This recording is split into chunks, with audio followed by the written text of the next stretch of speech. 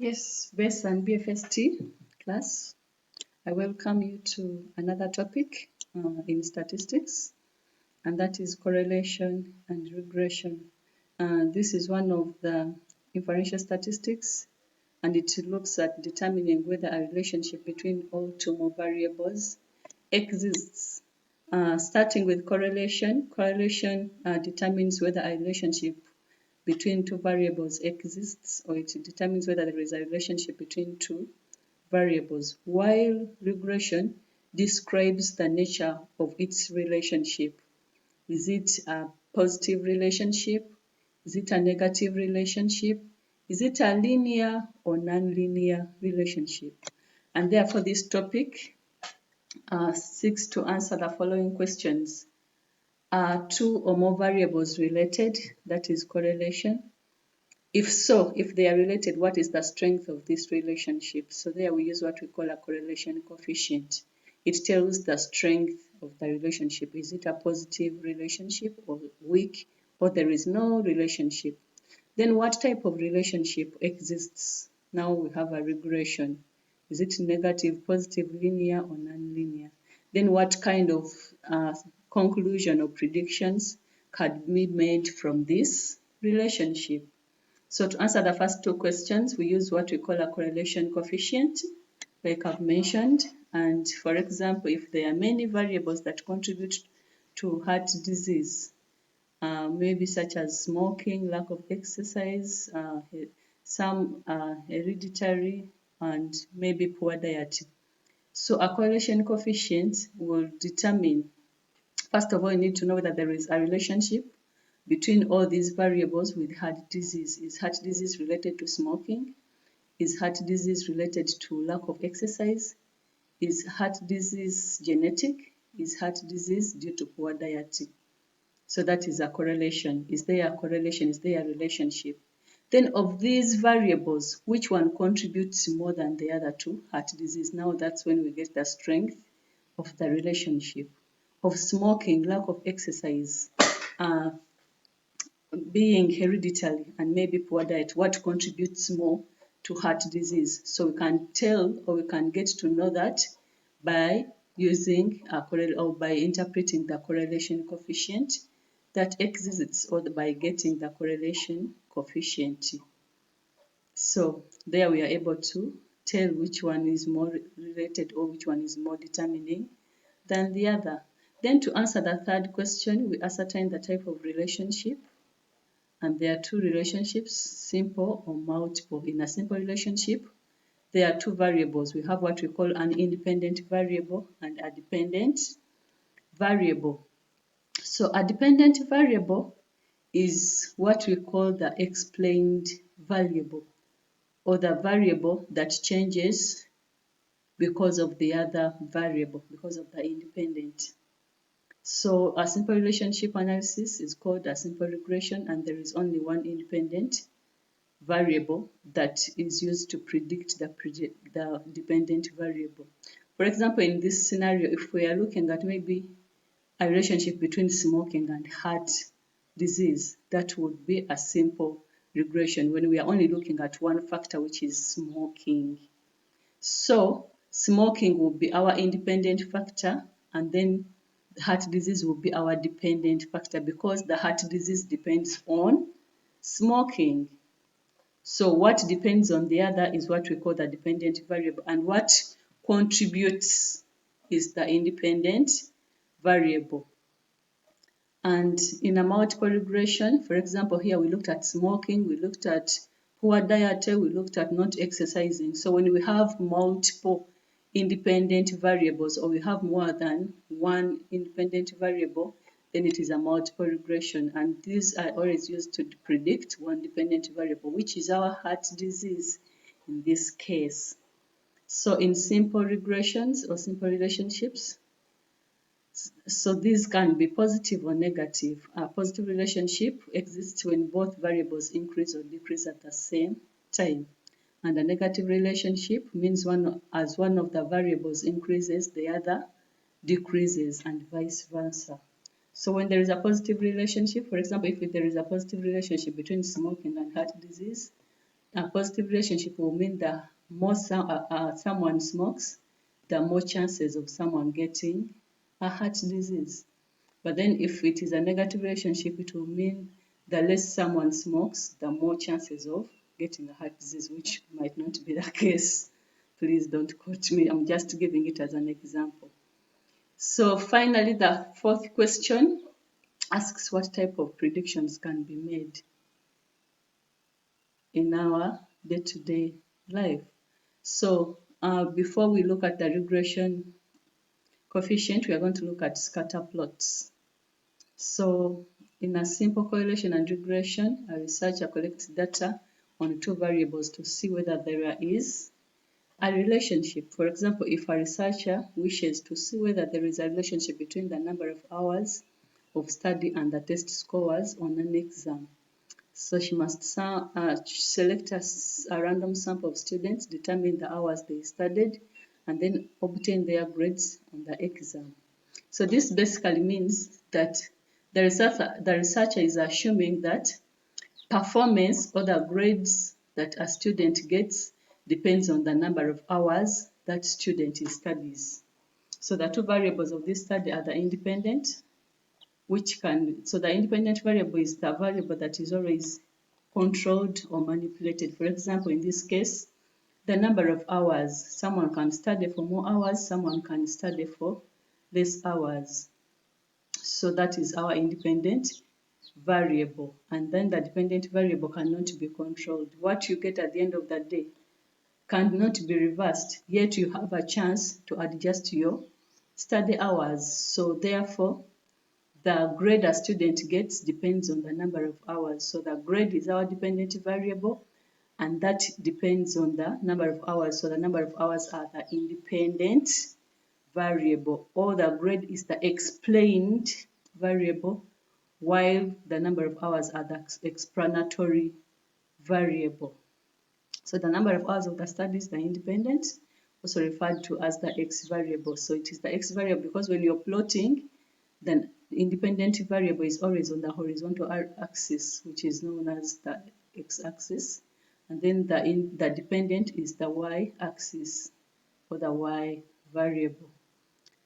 So if we have such an example and we want to plot a graph, so the dependent and independent variables can be plotted on a graph called a scatter plot, where the independent variable x is plotted on the x-axis and the dependent variable is plotted on the y-axis. So a scatter plot therefore is a graph of ordered pairs of x and y numbers of the independent and independent variables.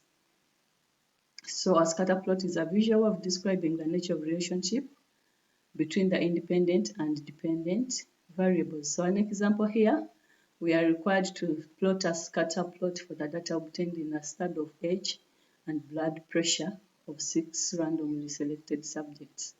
So we want to find out whether there is a relationship between age and blood pressure. So as someone grows old, do they get chances of them getting high pressure increasing or reducing? Or is there even a relationship between age and blood pressure? So these are our subjects. So age and pressure. So remember, age is the x and pressure is the y. In other words, pressure depends on age. As someone grows older, the pressure either increases or reduces, or there is no relationship, but we are assuming that pressure depends on age. So this is our y and this is our x. So this is our dependent and age is our independent. So we draw and label the x and y axis, then plot a graph. So I'm sure we can all plot that. So you're going to try this using your graph papers. You're going to plot a graph of age and blood pressure and then determine the relationship. So that takes us to our correlation coefficient, and this is computed from the sample data and it measures the strength and direction of a linear relationship between two variables. So like I mentioned earlier, that the correlation coefficients measures the strength and direction So is there a strong or weak relationship? So the symbol for sample correlation coefficient is R. We always use R. And the symbol for correlation coefficient is rho, which looks like a P, but in italics form. So the range of correlation coefficient is always from -1 to 1. Please, if you get something above 1, just know you're wrong. It is between -1 and 1. So if there is a positive, strong relationship between the variables, the value of R will be close to +1. That is 5 and above. If it is 5, there is a positive, strong relationship. If it is 6 or 5 point something or 9, there is a strong positive. And if it is a strong negative, then we can get negative 0.9, negative 0.8. Then it is a strong but negative relationship, meaning as one increases, the other reduces. So this is the formula for finding the correlation coefficient. Remember, our x is the independent variable and y is the dependent variable. So n are the number of subjects under study. So meaning, so here we multiply x and y, then we get the summation of x alone, summation of y alone, summation of x squared alone, summation of y squared alone. And the rounding rule for correlation coefficient is we round off to 3 decimal places. So we have an example here, and we are using the previous example of age and blood pressure. So we want to find the nature of, to compute the correlation coefficient and also interpret the nature of the strength of the relationship between age and blood pressure. So from our formula, we see that we require summation of x, summation of xy, summation of x squared, summation of y squared. So it's always better to come up with a table. Remember, we were given age, which is x, pressure, which is y. So xy, we shall multiply this and this, x times y. Then x squared, we are going to multiply x by itself, we are going to square 43. Then y squared, we shall square each value of y. Then add each column. So this is the summation of x, this is the summation of y, this is summation of xy, this is summation of x squared, and this is summation of y squared. So once you have that right, you just substitute in the formula and solve for r. So therefore, we have our n as 6, we have our summation of xy, we have our summation of x, we have our summation of y. Then the denominator is the root of, we have n, we have summation of x squared. So now we look at this x squared, but its sum, this. Then we have summation of x but squared. You see, this variable is different from this one. This expression is very different from this one. So this is summation of x squared. The square is on x, is inside the bracket. But now here we are squaring the summation of x. This is summation of x squared. This is x summation of x, but squared. So therefore we get our summation of x, which is 345, and square it. Sorry, the summation of, yes, and square it. I was here, sorry, I was lost. Yes. Then we are multiplying all of that by n into summation of y squared, which is also here, then minus the summation of y being squared. So we have a summation of y, which is this, but then square it. So BODMAS at work. Any small mistake, you get a wrong R. And once R is wrong, you can't even make any predictions. So therefore, the correlation coefficient suggests a strong positive relationship between age and blood pressure, because this is close to 1 to 0.897. So now we are going to look at significance of the correlation coefficients. In other words, how do we tell that the correlation coefficient is indeed represents a strong relationship or does it even mean there is a relationship, or the error happened by chance? So since the value of error is obtained from samples, there are two possibilities where error is not equal to 0. So either the value of error is high enough to conclude that there is a significant linear relationship between the variables, or the value was due to chance. So to make this decision, we carry out the hypothesis testing procedure by first setting the hypothesis, finding the critical values, computing the test value, making a decision, and then summarizing the results. But the population coefficient, rho, is the correlation computed by all possible pairs of data values of x, y taken from the population. And in hypothesis testing, one of these statements is true.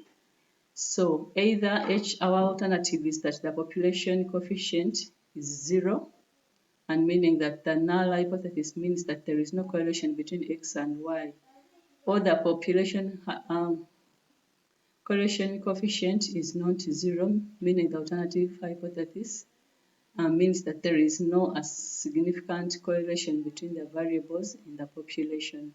So when the null hypothesis is rejected at a given level, it means there is a significant difference between the value of error and 0. And when null hypothesis is not rejected, it means that the value of error is significantly different from 0, and this was probably due to chance. So this is the formula for getting the test value. Remember, we compare the critical value and the test value for correlation coefficient. We have our R as the correlation coefficient, and then N is the sample size. But here we use degrees of freedom given by N minus 2, not N minus 1 as the other tests. So to get degrees of freedom for correlation coefficients, or testing for significance of correlation coefficients, degrees of freedom will be N minus 2. So although hypothesis tests can be one-tailed, but for correlation coefficients, most of the hypotheses are two-tailed, because we are hypothesizing the null to be 0, the population correlation coefficient to be 0, and then the alternative will be that the population correlation coefficient is not 0.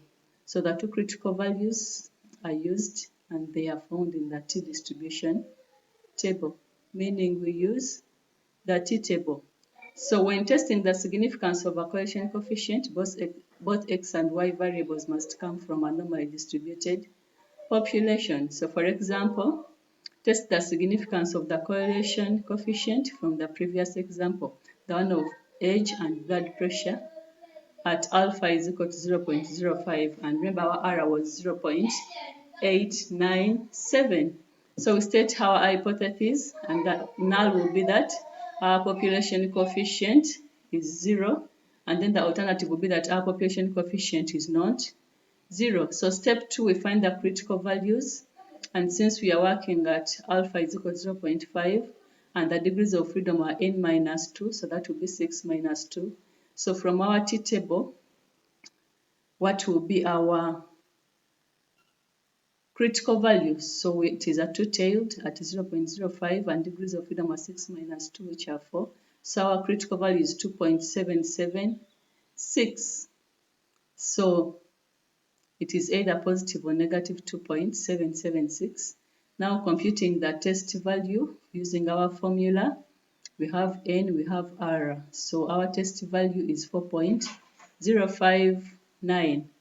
So the next step will be to make a decision. We compare our test value and our critical value. So we see that the test value is greater than the critical value, or it lies in the critical region. So where we reject the null hypothesis. So from there we can conclude that there is a significant relationship between the variables of age and pressure. In other words, pressure depends on age. Thank you so much. Enjoy your day.